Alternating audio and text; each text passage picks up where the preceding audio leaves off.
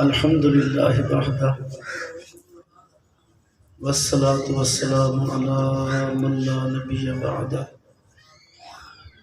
اما بعد اعوذ باللہ من الشیطان الرجیم بسم اللہ الرحمن الرحیم یوم تبیض وجوہ وتسود وجوہ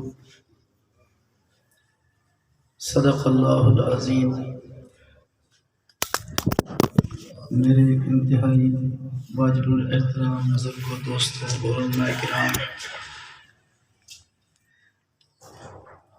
آج کا یہ ہمارا اجتماع، بلکہ جو بھی ہمارا اجتماع ہوتا ہے، جلسہ ہوتا ہے، ہر ایک سے مقصود احیاء سنت، نبی اکرم صلی اللہ علیہ وسلم کی سنت کو زندہ رکھنا، نبی کریم صلی اللہ علیہ وسلم کی سنت کا تحفظ کرنا، اور نبی اکرم صلی اللہ علیہ وسلم کی سنت کا احیاء ہمارا مقصود ہوتا ہے۔ عنوان کوئی بھی ہو، اس حوالے سے اس پہلو پہ زیادہ بات کرنے کی ضرورت ہوتی ہے، اس لیے اس پہ بات کر دی جاتی ہے۔ بہرحال بنیادی چیز احیاء سنت ہے۔ نبی اکرم صلی اللہ علیہ وسلم پر قرآن کریم کی آیت مبارکہ نازل ہوئی، یوم تبیض وجوہ وتسود وجوہ، قیامت کے دن بعض لوگوں کے چہرے سفید ہوں گے اور بعض کے چہرے سیاہ ہوں گے۔ نبی اکرم صلی اللہ علیہ وسلم سے پوچھا گیا وہ کون لوگ ہیں جن کے چہرے سفید ہوں گے؟ آپ علیہ السلام نے فرمایا ہم اہل سنت والجماعہ، وہ اہل سنت والجماعت ہیں جن کے چہرے سفید ہوں گے، اور وہ لوگ جو اہل بدعت ہوں گے ان کے چہرے سیاہ ہوں گے۔ اس لیے اہل حق کا نام اس دور سے لے کے آج تک اہل سنت والجماعت ہے، اور سنت سے مراد عام طریقہ نہیں، سنت رسول ہے۔ والجماع سے مراد صحابہ کی جماعت ہے، عام جماعت مراد نہیں ہے۔ گویا یوں کہیں ہم وہ لوگ ہیں جو نبی اکرم صلی اللہ علیہ وسلم کی سنت پر عمل کرتے ہیں۔ صحابہ کرام رضوان اللہ علیہم اجمعین سے سمجھ کر، بہت توجہ جاؤں گا، صحابہ کرام سے سمجھ کر، اس لیے ساتھ جماع کا لفظ بھی بولا گیا ہے۔ مصطفیٰ کی سنت، صحابہ کا عمل، اس پہ ہم عمل کرنے والے ہیں۔ اس لیے نبی کریم صلی اللہ علیہ وسلم نے بار بار سنت پر عمل کرنے کی تاکید کی ہے۔ سنت پر عمل کرنے کا حضور علیہ السلام نے بار بار فرمایا۔ نبی کریم صلی اللہ علیہ وسلم کی مجلس میں چند صحابہ بیٹھے تھے۔ نبی کریم صلی اللہ علیہ وسلم کے پاس چند صحابہ بیٹھے تھے۔ آپ ادھر ادھر دیکھنا چھوڑیں گے تو بات آگے شروع ہوگی۔ وقت بہت تھوڑا ہوتا ہے پروگراموں میں، تو آپ حضرات کے تیار ہونے تک ٹائم ختم ہو جاتا ہے، تو ادھر توجہ رکھیں، آتے جاتے رہیں گے لوگ۔ میں عرض کر رہا تھا قرآن کریم نبی اکرم صلی اللہ علیہ وسلم کی صحبت میں چند صحابہ بیٹھے تھے، جن میں حضرت ابوبکر صدیق بھی تھے اور صحابہ بھی تھے۔ مکہ کے کفار نے کہا یا محمد صلی اللہ علیہ وسلم اطرد ہؤلاء عنک، ان کو اپنے آپ سے نکال دو، بعید کر دو، اپنے سے دور کر دو۔ فلا یجترئون علینا، یہ نہ ہو یہ کل کو ہمارے سر پہ چڑھ آئیں، جیسے ہمارے ہاں کہتے ہیں فلاں بندے کو فلاں چوہدری صاحب نے بڑا سر پہ چڑھایا ہوا ہے، کل کو پتہ چلے گا کہ اس کو اتنا نہیں چڑھانا چاہیے تھا۔ مکہ کے کفار کہنے لگے اے محمد صلی اللہ علیہ وسلم اطرد ہؤلاء عنک، ان کو اپنے آپ سے دور کر دیں۔ فلا یجترئون علینا، یہ کام کل کو ہم پر جری نہ ہو جائیں، ہمارے سر نہ چڑھ جائیں۔ نبی اکرم صلی اللہ علیہ وسلم نے ابھی تک کوئی جواب نہیں دیا۔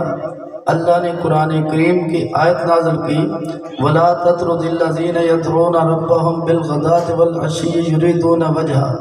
اے محمد صلی اللہ علیہ وسلم، ان لوگوں کو اپنے آپ سے دور نہ کریں جو صبح و شام اللہ کے ذکر میں مشغول ہیں اور اللہ کی رضا کے متلاشی ہیں۔ دل سے یہ لوگ غافل نہیں ہیں اور کسی اور غرض کے لیے آپ کی مجلس میں نہیں بیٹھے، بلکہ خالص اللہ کی رضا کے لیے بیٹھے ہیں۔ اے محمد صلی اللہ علیہ وسلم، ان کو اپنے آپ سے دور نہ کریں، ان کو اپنے پاس رہنے دیں۔ امتی کو بھی قیامت تک کے لیے اتنا سبق تو ملا کہ ہم نے بھی شریعت سمجھنے کے لیے ان کو اپنے آپ سے دور نہیں کرنا، اپنے قریب رکھنا ہے۔ نبی اکرم صلی اللہ علیہ وسلم کا مشہور ارشاد، بہت توجہ، میں نے سنت اور بدعت کے فرق کر کے چند جزیات عرض کر کے بات مکمل کرنی ہے۔ نبی کریم صلی اللہ علیہ وسلم کا ارشاد ہر اہل و سنت کے بندے نے بارہا سنا ہے۔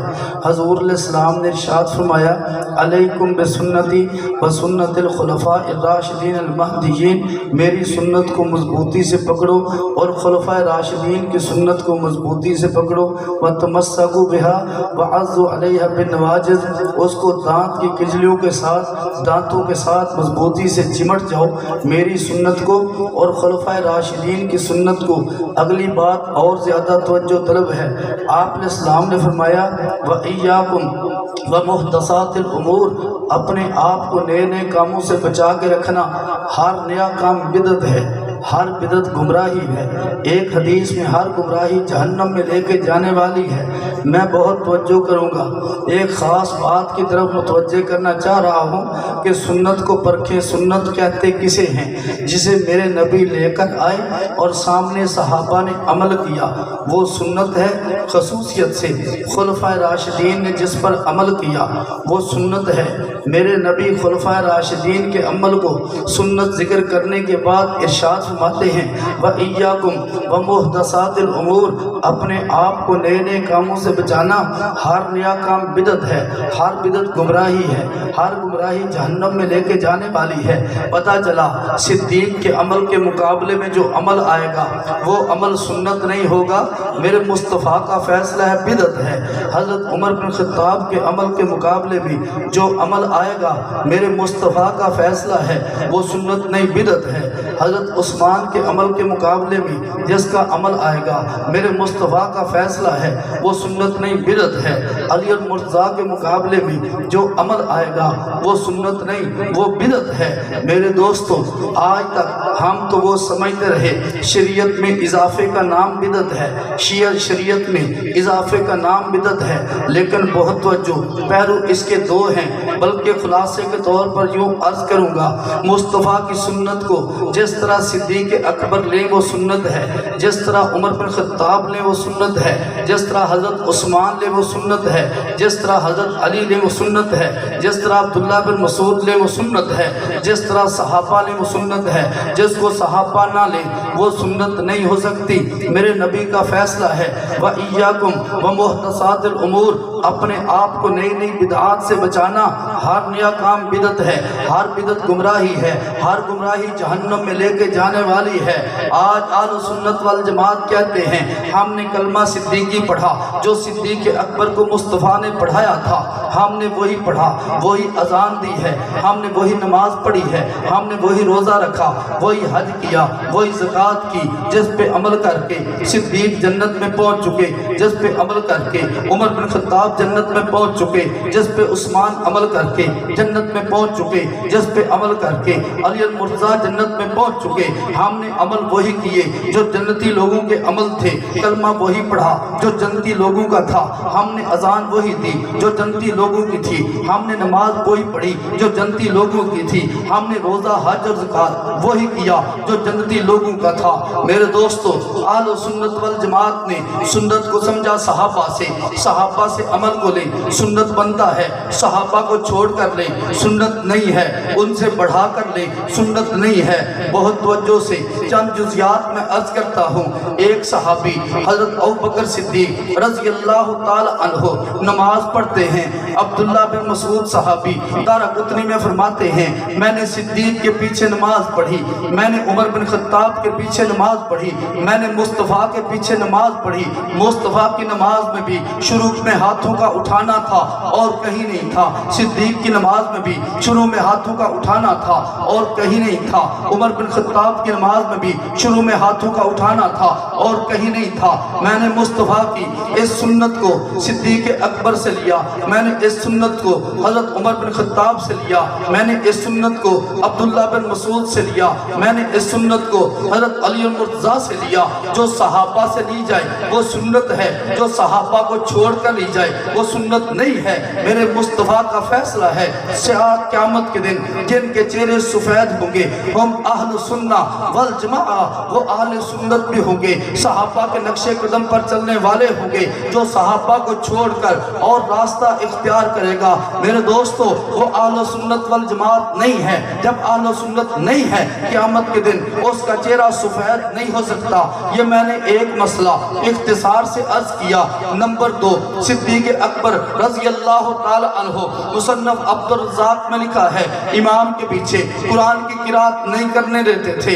حضرت عمر بن خطاب امام کے پیچھے قرآن کی قرات نہیں کرنے دیتے تھے، حضرت عثمان نہیں کرنے دیتے تھے، حضرت علی المرتضیٰ نہیں کرنے دیتے تھے، حضرت عبداللہ بن مسعود نہیں کرنے دیتے تھے۔ میرے نبی کا فیصلہ ہے وَإِيَّاكُمْ وَمُحْدَثَاتِ الْأُمُورِ، اپنے آپ کو نئے نئے کاموں سے بچا کے رکھنا۔ ہر نیا کام بدعت ہے، ہر بدعت گمراہی ہے، ہر گمراہی جہنم میں لے کے جانے والی ہے۔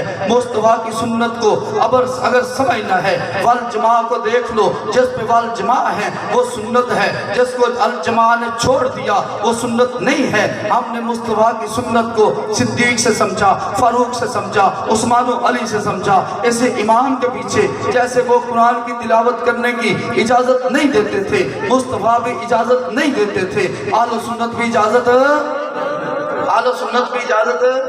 بہت توجہ فرمائیں۔ نبی اکرم صلی اللہ علیہ وسلم کی سنت صدیق اکبر نے سمجھی، نبی پاک صلی اللہ علیہ وسلم کی سنت حضرت عمر بن خطاب نے سمجھی، نبی پاک صلی اللہ علیہ وسلم کی سنت صحابہ نے سمجھی۔ اس لیے ہم نے اس سمجھی ہوئی سنت کو اختیار کیا۔ ایک بات اور توجہ سے عرض کر دوں، نبی اکرم صلی اللہ علیہ وسلم نماز پڑھاتے تھے، بخاری میں موجود ہے۔ نماز کی حالت میں میرے اور آپ کے نبی کی کیفیت یہ ہوتی تھی جیسے آگے دیکھتے تھے ایسے پیچھے دیکھتے تھے۔ قرآن نے کہا وَأَقِیمُوا الصَّلَاةَ، تم نماز قائم کرو۔ مصطفیٰ نے نماز منبر پہ چڑھ کے پڑھی، دور تک صحابہ دیکھ لو اقیم الصلاۃ پہ عمل کیسا کرنا ہے۔ اس پڑھانے کے بعد نماز پڑھ کے دکھانے کے بعد میرے اور آپ کے نبی نماز پڑھاتے ہیں۔ اللہ نے ایسا ترتیب بنائی، اتنی نورانیت عطا کی نماز کی حالت میں۔ اللہ کے نبی فرماتے ہیں جیسے میں محمد آگے دیکھتا ہوں ایسے میں محمد صلی اللہ علیہ وسلم پیچھے دیکھتا ہوں۔ مصطفیٰ نے اپنی نگرانی میں سارے صحابہ کو نماز پڑھائی، پڑھ کے دکھائی، اپنی نگرانی میں پڑھائی۔ صحابی سے فتح ہوئی، فرمایا درست نہیں، صلی فإنک لم تصلی، نماز پڑھ تو نے نہیں پڑھی۔ صحابی نے پھر پڑھی، فرمایا نہیں پڑھی، پھر صحابی نے پڑھی، فرمایا نہیں پڑھی۔ صحابی عرض کرتے ہیں حضور اس سے اچھی نماز میں نہیں پڑھ سکتا۔ میرے آپ کے نبی نے نماز پڑھ کے دکھائی، فرمایا یوں پڑھا کرو۔ صحابی نے نماز پڑھ لی، رضی اللہ عنہ کا اعلان ہو گیا۔ جب تک صحابی کی نماز درست نہیں ہوئی مصطفیٰ بار بار تنبیہ فرماتے رہے۔ جب درست ہو گئی رضی اللہ عنہ کا اعلان کر کے، جنت کا اعلان کر کے پوری امت کو حکم دیا ما انا علیہ و اصحابی، میں محمد کی بھی نماز دیکھ لو، میرے صحابہ کی بھی نماز دیکھ لو، جیسے میری نماز ہے ایسے ہی صحابہ کی نماز ہے۔ جو ان کے طریقے پر چلے گا اس کی نماز بھی ایسے ہی قبول ہوگی جیسے ان کی نماز قبول ہوئی۔ اس لیے ہم نے سنت کو لیا، سمجھا کس سے؟ سمجھا کس سے جی؟ بہت توجہ جی، سمجھا ہم نے صحابہ سے۔ صحابہ سے سمجھے سمجھ آئے گی۔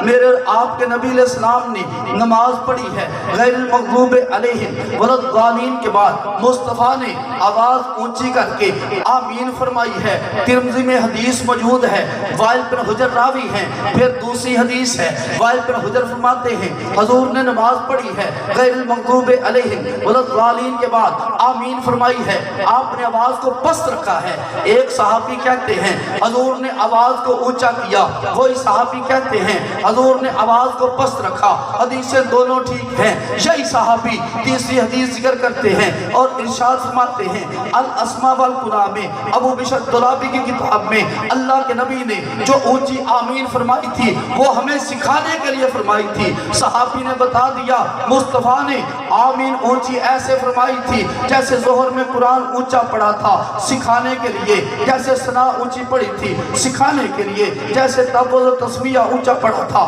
سکھانے کے لیے، ظہر میں قرآن اونچا پڑھا تھا سکھانے کے لیے، آمین بھی اونچی فرمائی تھی سکھانے کے لیے۔ اسی لیے حضرت عمر بن خطاب نماز پڑھتے الجوہر النقی میں لکھا ہے آمین آہستہ ہے، حضرت علی نماز پڑھتے آمین آہستہ ہے، آل و سنت نماز پڑھیں آمین آہستہ ہے، عبداللہ بن مسعود نماز پڑھیں آمین آہستہ ہے، اور قرآن کہتا ہے اے محمد صلی اللہ علیہ وسلم ان لوگوں کو اپنے سے دور نہیں کرنا، جب مصطفیٰ کو حکم ہے اپنے سے دور نہیں کرنا۔ آل و سنت بھی ان شخصیات کو اپنے سے دور نہیں کرتے، اسی وجہ سے آل و سنت کو سنت نصیب ہوتی ہے۔ جو صحابہ کو چھوڑ دے اضافے میں یا کمی میں آل و سنت نہیں ہے، اور قیامت کے دن چہرے فقط آل و سنت کے روشن ہوں گے۔ آل و سنت کے علاوہ اہل بدعت سے مطلب یہ صدیق کے مخالف عمل کرنے والا، حضرت عمر کے خلاف عمل کرنے والا، حضرت عثمان کے خلاف عمل کرنے والا، حضرت علی کے خلاف عمل کرنے والا، رب کعبہ کی قسم یہ بدعتی ہے، سنی نہیں ہے۔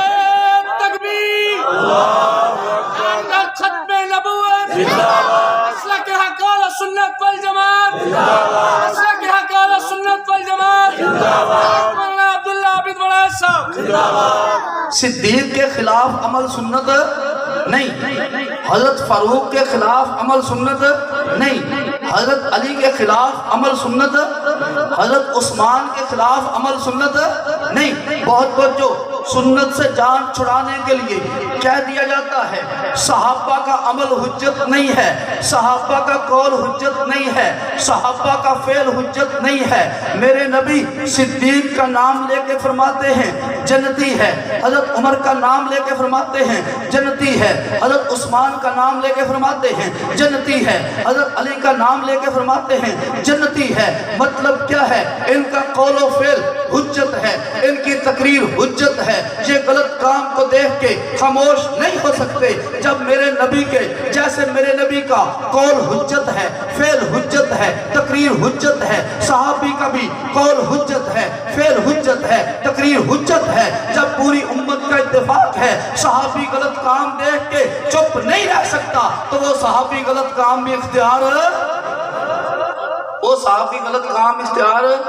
بہت جو میں عرض کرا تھا ہم نے سنت کو سیکھا صحابہ سے۔ میرے نبی کی سنت ہے، صحابی کا عمل ہے، صحابی کا قول ہے، صحابی کا فعل ہے، صحابی کی تقریر ہے۔ ایک بندہ آیا 13 صفحہ مصنف ابن ابی شیبہ جلد 4 پہ لکھا ہے، ایک بندہ آ کے عبداللہ بن مسعود سے سوال کرتا ہے اے عبداللہ بن مسعود میں نے اپنی بیوی کو 3 طلاقیں دی ہیں، شاید توقع رکھتا ہوگا شاید کہیں سے شاباش مل جائے، لیکن اس دور میں شاباش دے کر گلے لگانے والا کوئی نہیں تھا۔ میرے دوستو میں نے تحقیق کے ساتھ 18 کتب دیکھی رافضیوں کی، رافضی کا مذہب ہے 3 طلاقیں دو 1 ہوتی ہے۔ میں نے 2 کتاب مرزیوں کی دیکھی، وہ کہتے ہیں 3 طلاق کے بعد اس کو رکھ سکتے ہو، گنجائش موجود ہے۔ میں نے 218 صحابہ کا فتویٰ پڑھا، وہ کہتے ہیں 3 کے بعد گنجائش نہیں۔ میں نے قرآن کی 4 آیتیں پڑھی، 3 کے بعد گنجائش نہیں۔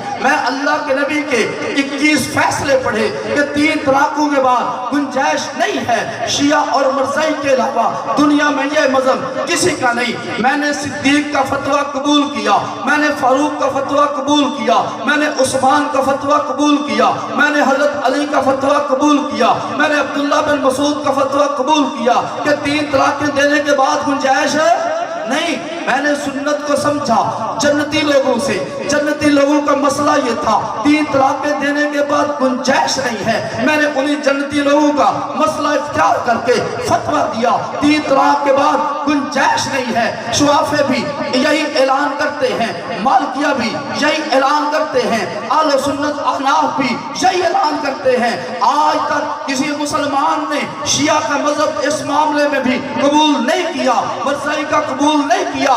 مجھے مصطفیٰ کی سنت جو صحابہ سے نصیب ہوئی مجھے مبارک ہے, میں اس کو سینے سے لگاتا ہوں. جا, تجھے رافضی کا مسئلہ قبول ہے, تجھے اس کا مسلک قبول ہے, تجھے اس کا نظریہ قبول ہے, جس کا دل چاہے صحابہ کے مذہب کو سینے سے لگائے, جس کا دل چاہے رافضی کا مذہب سینے سے لگائے. رب کعبہ کی قسم مصطفیٰ کی شریعت اس دور سے لے کے آج تک نہ بدلی ہے نہ قیامت تک بدلے.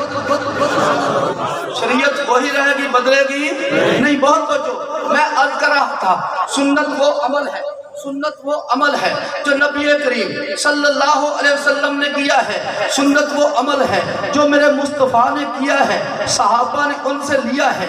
جہاں بھول چک ہوئی ہے مصطفیٰ نے تنبیہ کر کے جنتی ہونے کا اعلان کر کے امت کو بتا دیا تم نے ان کے نقش قدم پہ چل کے آنا, جہاں یہ پہنچے وہی تم پہنچو گے. بہت توجہ کریں, حضرت عمر بن خطاب رضی اللہ تعالی عنہ, بخاری 269 صفحے پہ لکھا ہے, مسجد میں آتے ہیں, عبد الرحمن بن عبد القاری ان کے ساتھ ہیں. وہاں پہ لوگوں کو دیکھا علیحدہ تراویح پڑھتے ہیں. حضرت عمر بن خطاب نے ایک امام کے پیچھے جمع کیا. وہ امام کون تھا؟ اس امت کا سب سے بڑا قاری, میرے اور آپ کے نبی نماز میں ساو ہوتا ہے, بھول جاتے ہیں. اس بھولنے پر پیچھے کوئی بندہ لقمہ دیتا ہے, اللہ کے نبی نماز سے فارغ ہو کے پوچھتے ہیں لقمہ کس نے دیا؟ صحابی جھجک سے چپ ہیں. پھر پوچھتے ہیں کس نے دیا؟ وہ چپ ہیں. پھر پوچھا کس نے دیا؟ صحابی تیسری بار عرض کرتے ہیں حضور لقمہ میں نے دیا. فرمایا مجھے بھی توقع یہی تھی, مجھے لقمہ دینے والا ابی بن کعب ہوگا, کیونکہ میری امت کا سب سے بڑا قاری ابی بن کعب ہے. یہ ابی بن کعب سب سے پہلا امام. اور دوسری شخصیت حضرت عبداللہ بن مسعود رضی اللہ تعالی عنہ, یہ امت کے 4 بڑے قاریوں میں سے یہ 2 قاری ہیں. حضرت عمر بن خطاب حضرت ابی بن کعب کو امامت کے مسئلے پہ کھڑا کرتے ہیں, صحابہ پیچھے ہیں. حضرت ابی بن کعب اس امت کا سب سے بڑا قاری امامت کراتا ہے. جو انہوں نے رکعتیں پڑھائی ہیں میری کتاب نہیں, پاکستان کی چھپی ہوئی نہیں, اور علماء اہل سنت کی چھپی ہوئی نہیں, ابن تیمیہ کی 23ویں جلد کے 68 صفحے پہ لکھا ہے حضرت ابی نے 20 رکعت تراویح پڑھائی تھی, 3 وتر پڑھائے تھے. اتنی بات لکھنے کے بعد ابن تیمیہ کہتے ہیں فرا کثیر من العلماء ان ذالک ہو سنہ, کثیر علماء کہتے ہیں یہی سنت ہے, لأنہ اقامہ بین المہاجرین والانصار فلم ينکر منکر. جب حضرت ابی نے امامت کرائی پیچھے نماز پڑھنے والے انصار صحابہ بھی تھے, نماز پڑھنے والے مہاجر صحابہ بھی تھے. کسی انکار کرنے والے نے انکار نہیں کیا, معلوم ہو گیا سنت ہے, کیونکہ صحابہ بدعت دیکھ کے خاموش نہیں رہتے, سنت پہ چپ رہتے ہیں. میرے دوستو, جو تراویح عمر بن خطاب حکم دے, جو تراویح حضرت علی حکم دے, جو تراویح حضرت عمر پڑھائیں, جو تراویح صحابہ پڑھیں, انصار و مہاجرین پڑھیں, اہل سنت کہتے ہیں سنت وہی ہے, اس کے علاوہ بدعت ہے. ہم اہل سنت کے پابند ہیں, ہم بدعت کو اختیار نہیں کرتے. تو سنت کی سمجھ کیسے آئے گی؟ حضور کا عمل ہے جیسے صدیق نے سمجھا, حضور کا عمل ہے جیسے فاروق نے سمجھا, حضور کا عمل ہے جیسے حضرت عثمان نے سمجھا, حضور کا عمل ہے جیسے صحابہ نے سمجھا. وہ سنت ہے. جو صحابہ نے جس کو اختیار نہیں کیا وہ عمل سنت نہیں. اگر وہ سنت ہوتا تو اس کو صحابہ ضرور لیتے, کیونکہ صحابہ اہل سنت تھے, بدعت سے بیزار تھے صحابہ. بدعت سے صحابہ. ایک بندے کو چھینک آئی ہے, توجہ, ایک بندے کو چھینک آ گئی, اس بندے نے صحابی کی موجودگی میں 2 لفظ کہے. پہلا لفظ الحمدللہ, دوسرا لفظ والسلام علی رسول اللہ. ساری تعریفیں اللہ کے لیے. اور درود ہو اللہ کے رسول صلی اللہ علیہ وسلم پر، دونوں باتیں ٹھیک تھی۔ ساتھ کھڑے صحابی کہتے ہیں نحن نقول الحمدللہ والسلام علی رسول اللہ، ہم اس بات کے قائل ہیں کہ ساری تعریفیں اللہ کے لیے، ہم اس بات کے قائل ہیں کہ درود و سلام ہو اللہ کے رسول پر، لیکن اس موقع پر اس طرح ہمیں اللہ کے نبی نے نہیں سکھایا، لاحقہ اللہ کے نبی نے اس موقع پر اس طرح ہمیں نہیں سکھایا۔ جب مصطفیٰ نے چھینک آنے پر فقط الحمدللہ سکھایا ہے، ہم فقط الحمدللہ ہی کہیں گے۔ والصلاۃ علی رسول اللہ، بات تو ٹھیک ہے لیکن اس موقع پر اللہ کے رسول نے نہیں فرمائی، ہم نے وہ کہنی نہیں ہے۔ جب صحابی زبانی طور پہ ایک جملہ کہا ہوا 1 منٹ کے لیے تسلیم نہیں کرتا تو سارے صحابہ نے 8 سے زائد 12 رکعات تراویح کو قیامت تک کے لیے قبول کیسے کر لیا؟ میں تو کہتا ہوں کہ تہمت ہے صحابہ پہ کہ صحابہ نے اپنی طرف سے 20 رکعات شروع کر دی تھی۔ اگر سنت رسول نہ ہوتی صحابہ اس کو قبول بالکل نہ کرتے، سنت رسول نہ ہوتی تو صحابہ اس کو قبول نہ کرتے۔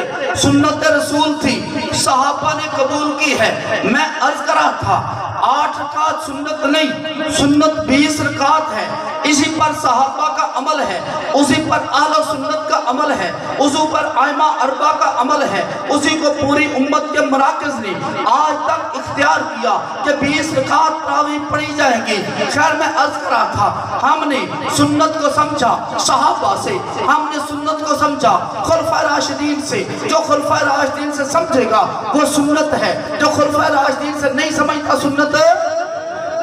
تو ہماری ایک کمزوری، ہم چند گروہوں کو بدعتی سمجھتے ہیں اور جو حدیث کا نام لیتے ہیں ہم ان کو بدعتی نہیں سمجھتے۔ اللہ کے نبی کا ارشاد کیا ہے؟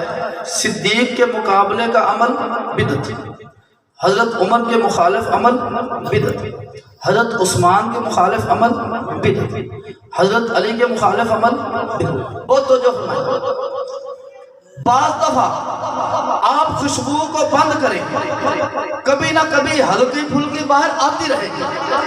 آپ بدبو کو بند کریں، کبھی نہ کبھی ہلکی پھلکی باہر نکلتی رہے گی۔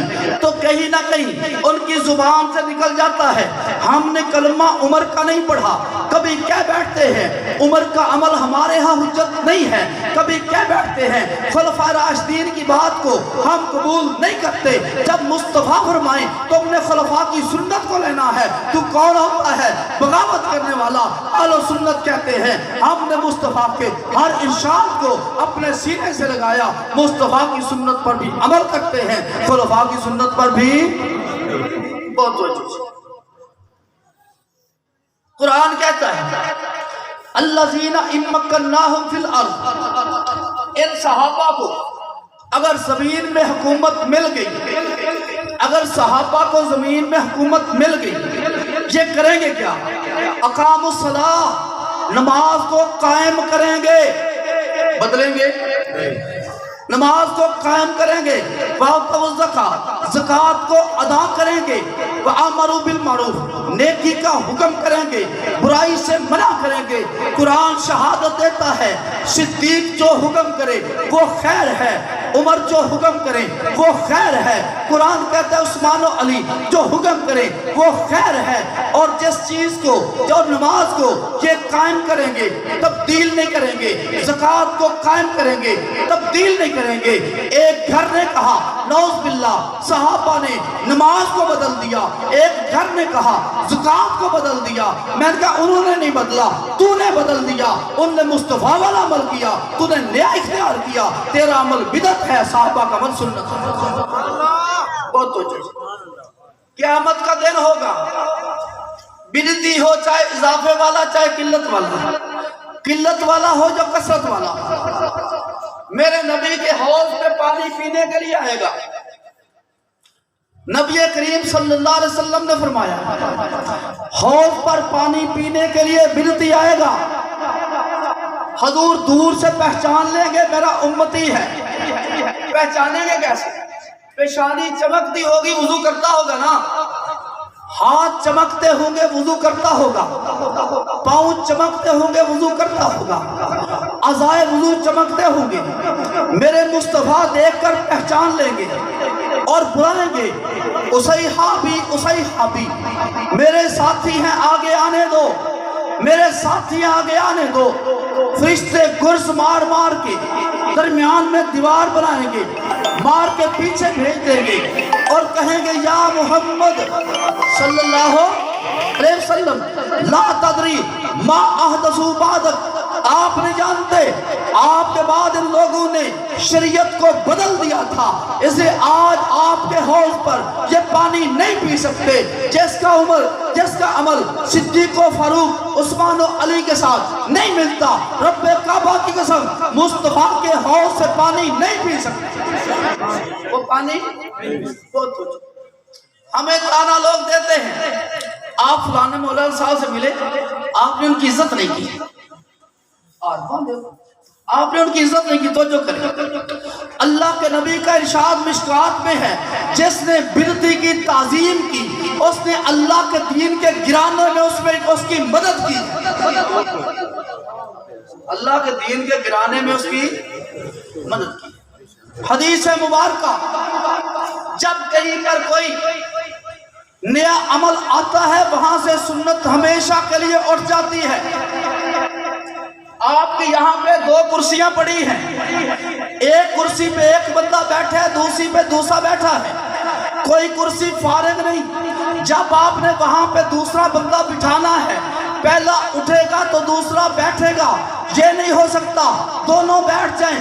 میرے مصطفیٰ کی سنت پوری زندگی کو احاطہ کیے ہوئے ہے، کوئی جگہ ایسی نہیں جہاں میرے مصطفیٰ کی رہنمائی نہ ہو، جہاں پہ جب تو کوئی بدعت لاتا ہے سنت ہمیشہ کے لیے اٹھ جاتی ہے۔ جب سنت اٹھ جاتی ہے تو بدعتی ہے، تو سنی نہیں ہے، اور بدعت سے توبہ نصیب نہیں ہوتی۔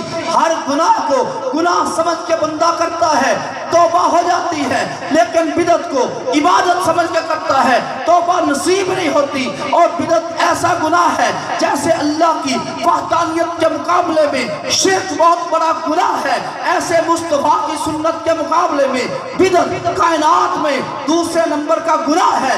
زنا سے توبہ ہوگی، چوری سے توبہ ہوگی، غیبت سے توبہ ہوگی، لیکن بدعتی کبھی بھی توبہ نہیں کرے گا، کیونکہ وہ اس کو ثواب سمجھ کے کرتا ہے اور ثواب سے توبہ نہیں ہوتی۔ میرے دوستا، اتنی سنت پہ عمل کر جس پہ صدیق کر کے جنت پہنچے، فاروق عمل کر کے جنت پہنچے، عثمان عمل کر کے جنت پہ پہنچے، علی عمل کر کے جنت پہ پہنچے۔ اسے میرے مصطفیٰ کا ارشاد ہے، میری امت کے 73 فرقے 72 جہنمی، ایک جنتی ہے۔ جنتی کی نشانی یہ ہے ما انا علیہ و اصحابی، وہ مصطفیٰ کی سنت پہ اور صحابہ کی سنت پہ ہے، وہ جنتی ہے۔ جو صحابہ کو معیار نہیں مانتا، رب کعبہ کی قسم جہاں صحابہ ہیں یہ وہاں نہیں جا سکتا۔ عظمت صحابہ، مقام صحابہ، وقار صحابہ، جرأت صحابہ، شہداء ناموس صحابہ۔ باطل کا طریقہ، کسی کو ان کا ایمان ہضم نہیں ہوتا کیونکہ اپنا ایمان ان کے معیار پر، کسی کو ایمان ہضم نہیں ہوتا کیونکہ اپنا ایمان ان کے معیار پر نہیں ہے۔ کسی کو عمل ہضم نہیں ہوتا کیونکہ اس کا عمل ان کے معیار پر نہیں۔ وہ تو جو بے ایمان بندہ ہمیشہ ترازو کو خراب کرنے کی کوشش کرتا ہے، کہیں وزن میں پکڑا نہ جاؤں۔ صدیق و فاروق تو ترازو ہے عقیدے کا، عثمان و علی تو ترازو ہے عقیدے کا۔ جب اسے پتا تھا کہ میں نے ترازو کو خراب کرنا ہے، شاید بے ایمانی سے میرا ایمان بچ جائے، لیکن اللہ نے صحابہ کے غلام قیامت تک رکھنے ہیں جو بتا دیں گے یہ چور ہے۔ ویل للمطففین الذین اذا اقتالوا علی الناس یستوفون واذا قالوهم او وزنوهم یخسرون۔ تیرے دینے کے بعد اور ہے، لینے کے بعد اور ہے۔ اہل سنت کہتے ہیں عمل کا معیار بھی صحابہ، ایمان کا معیار بھی صحابہ۔ جسے ان کے ایمان پہ شبہ ہے اس کا ایمان نہیں، جس کو ان کے عمل پہ شبہ ہے اس کا عمل نہیں ہے۔ اہل سنت ایمان میں بھی ان کو معیار مانتے ہیں، عمل میں بھی ان کو معیار مانتے ہیں، اللہ ان کے نقش قدم پر چلنے کی توفیق عطا فرمائے اور ان کے ہر چیز کی تحفظ کرنے کی اور اشاعت کرنے کی توفیق عطا فرمائے۔ وآخر دعوانا الحمدللہ۔